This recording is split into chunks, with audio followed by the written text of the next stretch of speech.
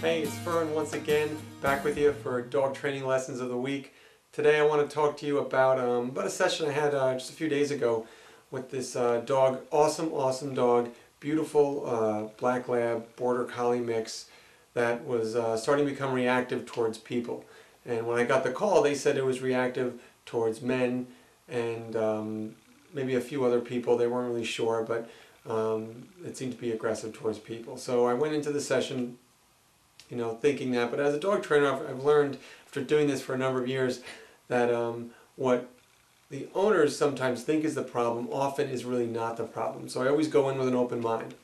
So I went in and immediately noticed that this dog is in no way aggressive because within 20 seconds the dog was my best friend, giving all kinds of affections on my lap. I mean, just this was the best dog in the world. I couldn't even imagine it reacting like this.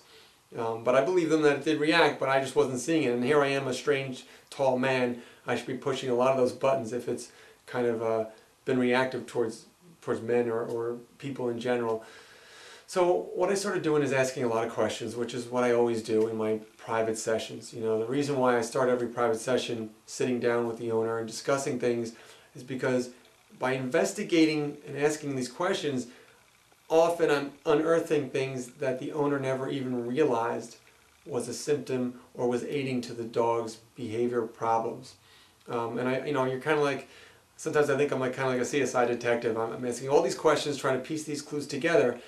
But if you can do that kind of from a clear state of mind, you can kind of see how everything is affecting one another in the dog's behavior, and you can identify what the triggers and the problem are. So for this particular dog, after asking a lot of questions, and then going into the environment, which they owned a bar, and that they would take the dog to the bar, and sometimes they would react to people coming in, but sometimes it wouldn't. And I was looking for consistency, so I was asking a lot of questions. What was the situation when they reacted? How about this one? How about that one? Think back. And one thing that caught my attention that they said to me was, well, this one case, this person came in and kind of stumbled and was making some kind of a little bit of a commotion as they came in. So I put that in the back of my mind, then I started asking some follow-up questions. Well, is the dog uncertain or anxious around any other noises or sounds or sights? And what we find very quickly is the dog is sensitive and anxious to a couple different sounds. Though the pool balls hitting, because it would sit right underneath the pool table, and every time the pool balls would clang, it would show little signs of anxiety. At home, a drawer with pots and pans, the dog would show some uncomfortableness or anxious around. So I start to realize that the dog's trigger is not necessarily a person, because some men it's fine with, some people it's fine with. It's actually sound triggered. This is something that people didn't even consider was a possibility. They just figured it was a problem with people. But it has nothing to do with people, it has a problem to do with sound. Because what happens is the people who make a lot of noise when they're coming in, whether they're banging on a door when they come in or making a commotion or talking very loudly or laughing, those are the dogs that he's reacting to. So the problem is actually an anxiety towards a sound trigger. So I give them a lot of counter conditioning to desensitize those triggers, to turn them from negatives to positives using food, but it's something they never even thought of. So what I want you guys to take from all this is really ask yourself a lot of questions and think about the situations that you have some issues with your dogs. Think about what the common denominators are.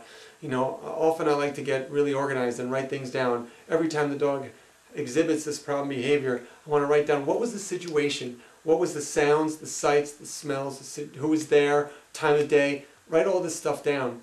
And almost always you will see a consistency, a pattern form that maybe you didn't even know was there until you really investigate and ask all these very specific questions. And don't discount anything. So you may say, well, how can this in one aspect affect, how could the noise of the pot drawer opening affect the dog reacting towards people? It doesn't look like there'd be any connection, but there's a direct correlation due to the sound factor, that's what's triggering it. So by desensitizing the sound to the pot, the drawer with the pots, I'm helping the reactivity towards people when they make noise. So it's all interrelated. So ask yourself a lot of questions and really think about, okay, what are the common elements here in these behaviors? There's a reason, there is a trigger. It's not always easy to find, But by asking a lot of these questions, a lot of times you can unearth a lot of things that you wouldn't normally think about. And specifically, if you have a large family and there's a lot of people involved, ask everybody, what did you see when this happened? What was the situation? A lot of times you didn't even know, wow, I didn't know they did that with this person. I thought it was only over here in this situation. So you want to get everybody involved, write this stuff down, and find the common denominators. And that's going to help you better identify what the trigger is, so you can actively go out there and try to desensitize them and help them.